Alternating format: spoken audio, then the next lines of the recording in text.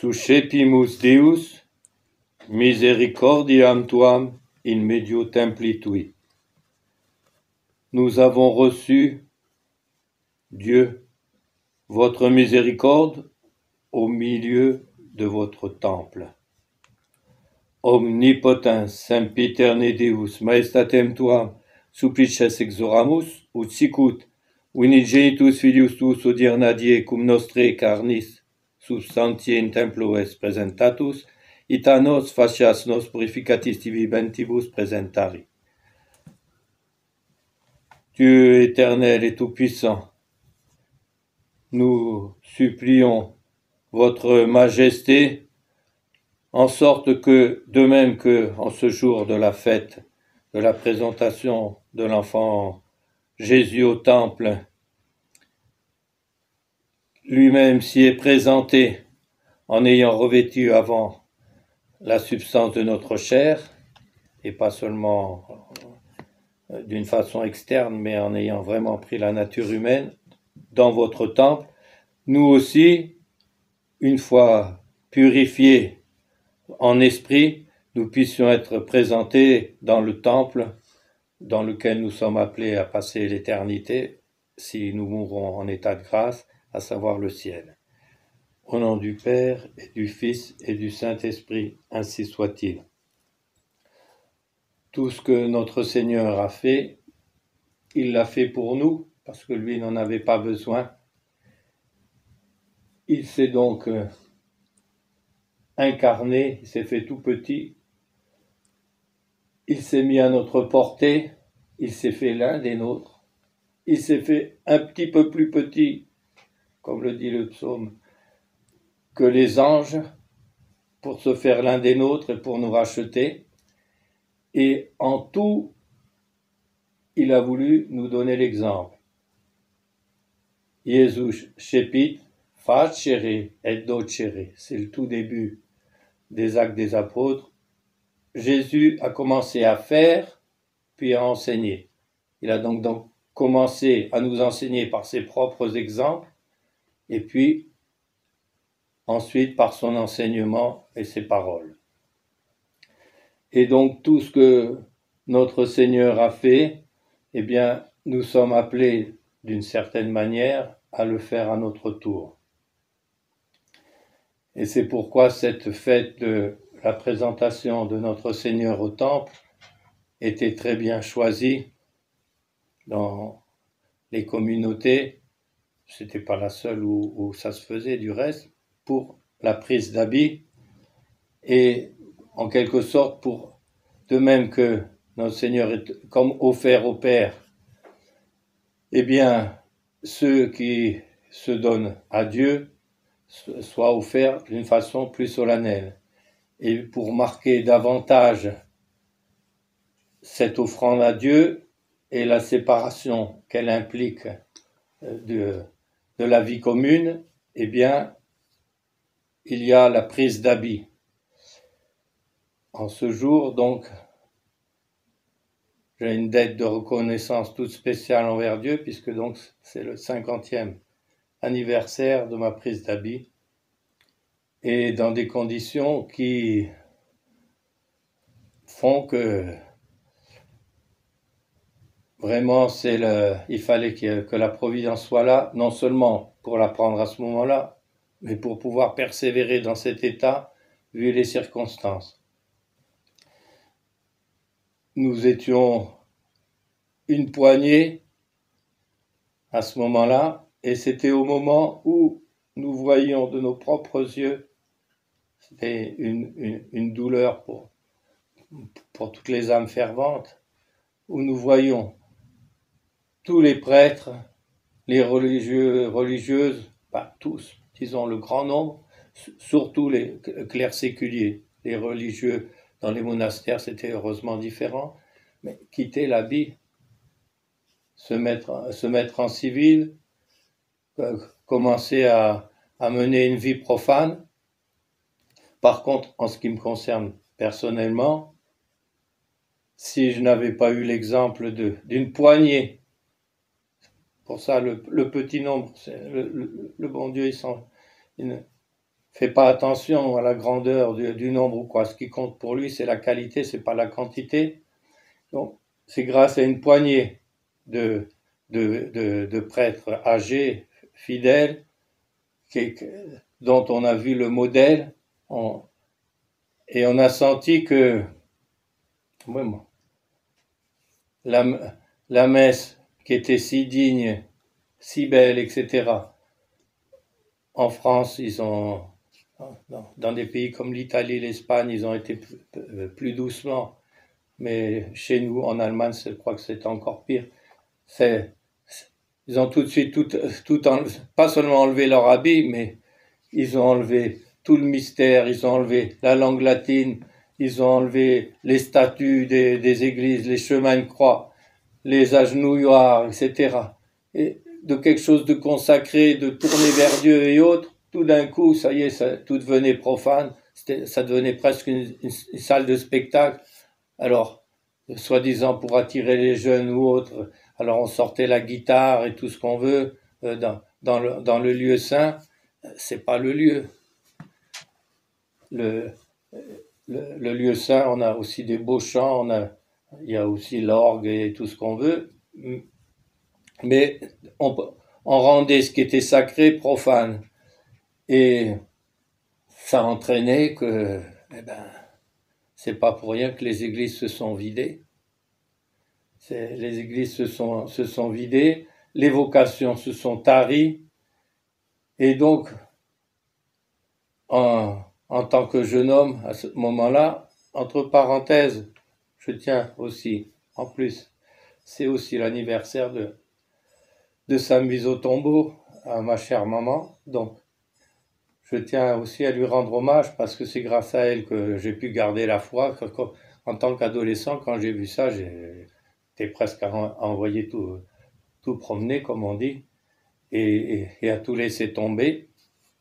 Et non seulement l'exemple de ces anciens, mais aussi ma chère maman qui savait qu'il y en a qui résistaient, qui très vite nous a retrouvé la vraie messe. On avait la chance d'être à Marseille, dans une grande ville, et donc il y avait plusieurs prêtres qui avaient gardé la vraie messe.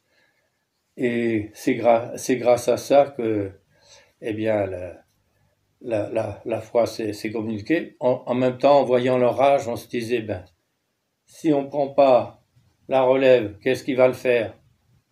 Bien, ils vont mourir et puis on n'aura plus rien. Et donc, c'est en ce qui me concerne, en tout cas, c'est une des choses qui m'a vraiment motivé pour me dire, tant pis, on laisse tomber tout le reste et puis on va prendre la relève là-bas. Et donc, les circonstances après ont fait que ce qui aurait pu devenir une magnifique croisade, et qu'il est devenu d'une certaine manière quand même, mais qui n'est pas allé jusqu'au bout, a fini, je dirais, par s'arrêter au décorum, à l'amour de la liturgie et autres. Et mon Dieu, je comprends qu'on l'ait, cet amour de la liturgie, c'est tellement beau. Mais si on n'a que la façade et l'extérieur, ça va faire les mêmes causes que celles qui ont amené la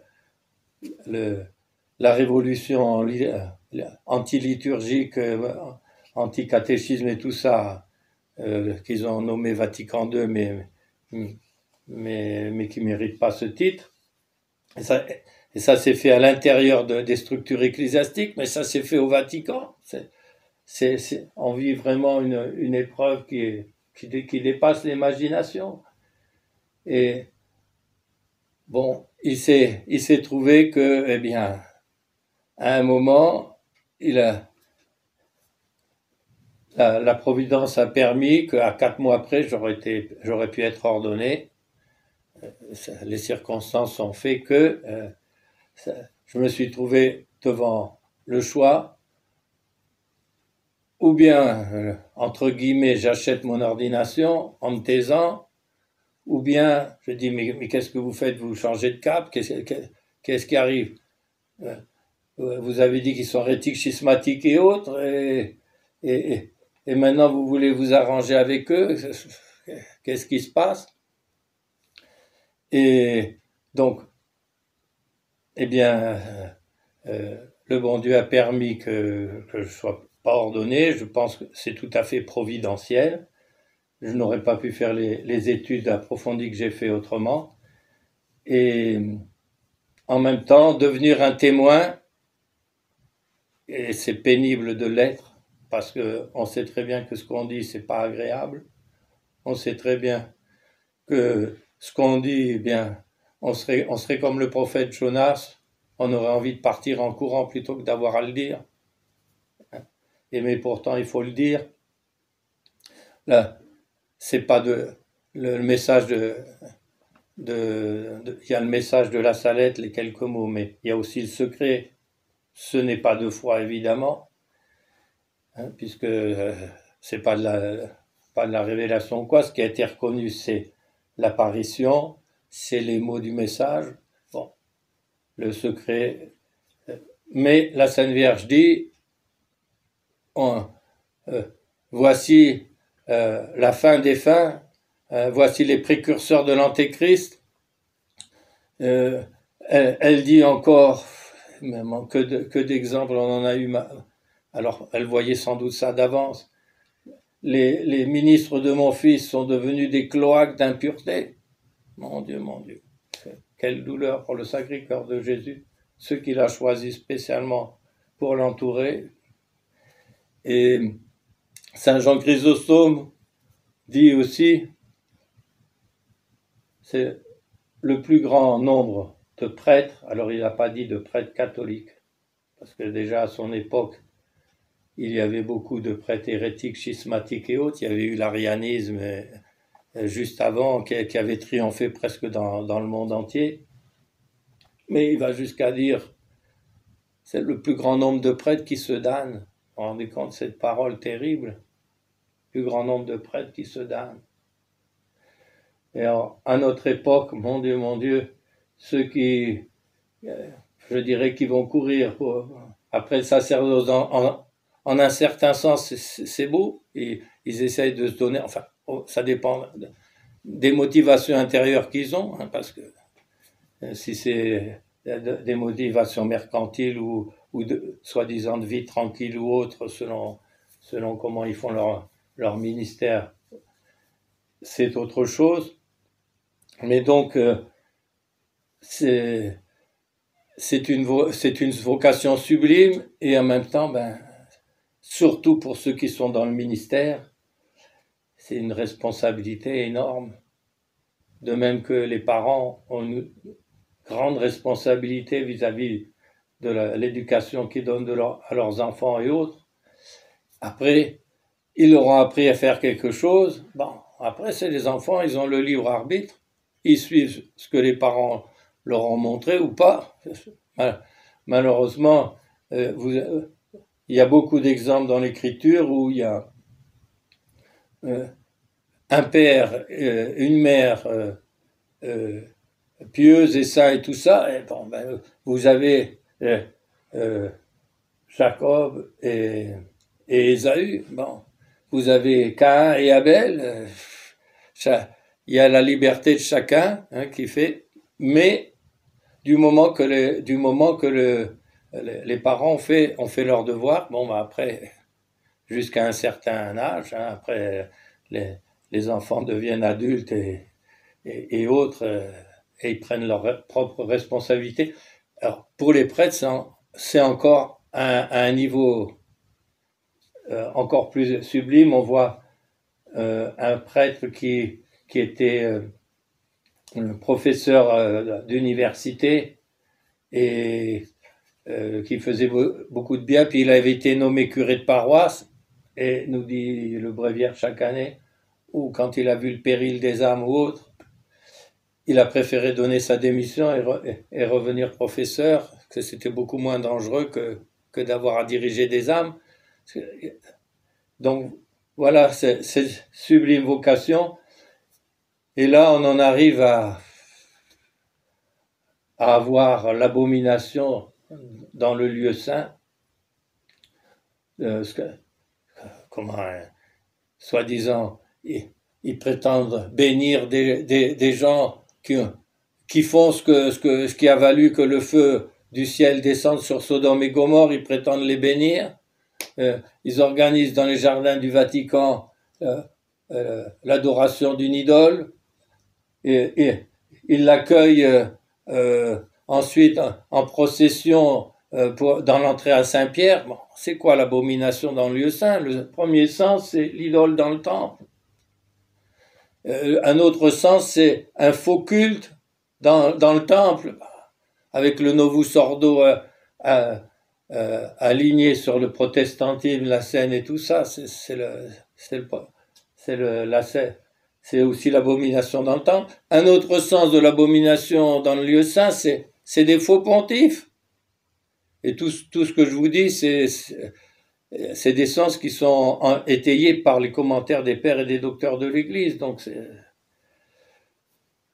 alors, eh bien, tout ça, ça doit nous servir de leçon. Vous qui êtes jeunes, je me mets à votre place. Et cette crise, elle est vraiment horrible parce qu'il n'y a pas de solution humaine. Quoi qu'on cherche à faire dans un sens ou dans un autre, on est devant des périls et des dangers qui sont redoutables. Et en même temps, au temps des premiers chrétiens, alors c'était différent parce qu'il y avait des prêtres, etc. Mais il y avait beaucoup d'endroits où les chrétiens persécutés, ils étaient tout seuls, ils étaient en prison et on essayait de les faire chuter, de les faire apostasier et autres. Et c'est toujours pareil, il y a un moment où il y a des moments clés dans la vie où Dieu nous dit tu choisis quoi? Tu me choisis pour l'éternité ou bien tu choisis tes petits avantages ou tes petites craintes, etc. Une autre chose qu'il faut aussi avoir en tête, c'est Saint Alphonse qui raconte les martyrs japonais. Il y a des exemples vraiment à en pleurer tellement c'est édifiant et autres. Un vieillard qui est torturé, etc., humainement parlant, on ne peut pas résister à ça. Il résiste longtemps, puis tout d'un coup, il s'effondre. Bon. Et alors, après, bien, une fois qu'il s'est effondré, on va pas le jeter. Hein. Donc, on lui demande, mais vous avez si bien résisté longtemps, mais comment ça se fait que vous soyez effondré tout d'un coup? Ah j'ai prié, puis à un moment, j'ai cessé de prier, puis ça y est, je suis tombé. Il y a une autre chose aussi qu'il faut avoir en tête, c'est il y a beaucoup, il y a pas mal de gens qui ont été lapsis, c'est-à-dire qui ont chuté dans un premier combat et qui sont devenus martyrs au deuxième combat. Donc, si quelqu'un est tombé ou quoi, c'est pas le moment de lui redonner un coup de pied pour l'achever. Au contraire, il faut lui tendre la main pour qu'il essaye de s'en sortir. Il y a une autre chose qu'il faut penser aussi. Il y en a qui y voient pas clair. Et il y a les beaux sacrements, etc. Il y a la belle liturgie et tout ça. Bon, ils sont pris. Il y en a qui disent, c'est le pape, ils s'imaginent que c'est un pape légitime ou quoi. Ils font des choses vraiment bizarres. Enfin bon, il faut rester dans le navire, sinon on périclite, sauf que des hérétiques publics, ils sont plus dans le navire. Ils sont dans les structures temporelles peut-être, mais pas dans l'âme de l'Église. Donc ils sont en dehors, ils sont hérétiques, schismatiques, apostats, tout ce que vous voulez. Et là c'est pareil, c'est tellement trompeur que il faut avoir le sens de la miséricorde. Il y en a aussi qui savent et puis qui se vendent, tout ça. Bon, mais c'est pareil, leur vie n'est pas encore finie. On peut toujours essayer de les réveiller, etc. Et peut-être qu'après, il y aura des épreuves, normalement, hein, avec l'Antéchrist, des épreuves telles que, eh bien, une fois qu'ils auront perdu ce pourquoi ils auront trahi, si on peut dire, eh bien, ils seront portés à revenir à l'essentiel. Bon, voilà. Pour terminer, il y a aussi le chant du Nunc Dimittis du vieillard Siméon. Et donc, il avait reçu l'inspiration qu'il ne il avait un tel désir de voir l'avènement du Messie qu'on attendait depuis si longtemps en Israël que l'Esprit Saint lui a dit « Vous ne mourrez pas avant de l'avoir vu ». Alors, nous aussi, on peut dire que le bon Dieu, il voit ce qu'on souffre. Le bon Dieu, il nous aime. Le bon Dieu, les sacrements, ce sont des canaux ordinaires de la grâce et tout ça, mais le bon Dieu n'en a pas besoin non plus. Les prêtres, c'est une sublime vocation et tout, mais ils sont que des canaux, ils sont que des instruments. Le grand prêtre éternel qui est toujours là, et le grand pape, on peut dire, c'est la tête principale de l'Église, c'est Jésus-Christ, et lui, il est toujours là.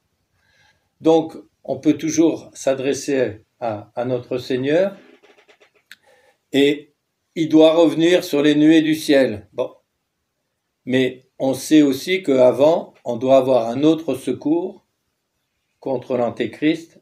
Au moment du paroxysme de la crise, ça va être Enoch et Élie. Et donc, il faut prier le ciel aussi, avec foi, de nous envoyer enfin ce secours, de réduire le temps de l'épreuve qui est terrible.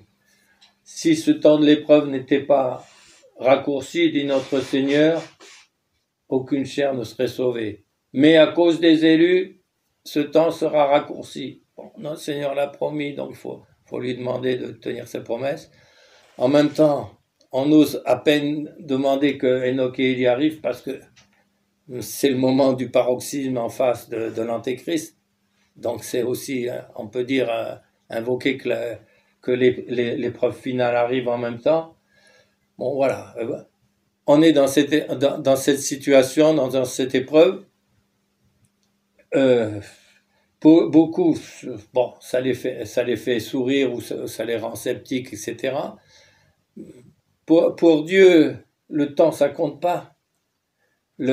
En 1903, Saint Pie X, contre toute attente, donc Monseigneur Sarto, est élu pape. Il écrit une première encyclique et il dit « avoir l'état du monde ». Bon, on se demande si l'Antéchrist n'est pas déjà né. C'est sa première encyclique. Très Saint-Père, vous êtes là. Vous avez les cardinaux, vous avez des évêques, vous avez des prêtres, des missionnaires dans le monde entier, tout ça. Où est-ce que vous voyez des choses aussi graves que ça? Il y a la révolution, il y a l'apostasie des nations, c'est un des grands signes de la fin du monde. Il y a l'évangélisation qui a été faite dans le monde entier, etc. On est en 2025, c'est 120 ans après, il n'y a toujours rien qui est arrivé, si. Quand on compare l'état à ce moment-là, puis l'état où on est, quelle dégringolade sociale, politique, mais surtout religieuse, c'est ça qui est le pire du pire. Eh bien, pour Dieu, 120 ans, mais c'est rien du tout. Donc, c'est pas une question de temps, c'est une question. Mais on est contemporain de cette époque, qu'on le veuille ou non. Et je sais bien que, bon, ça fait 40 ans que je le dis, moi, puisque, le bon Dieu, l'épreuve fait qu'on a un recul qu'on n'aurait pas autrement, et qui donne une lucidité, et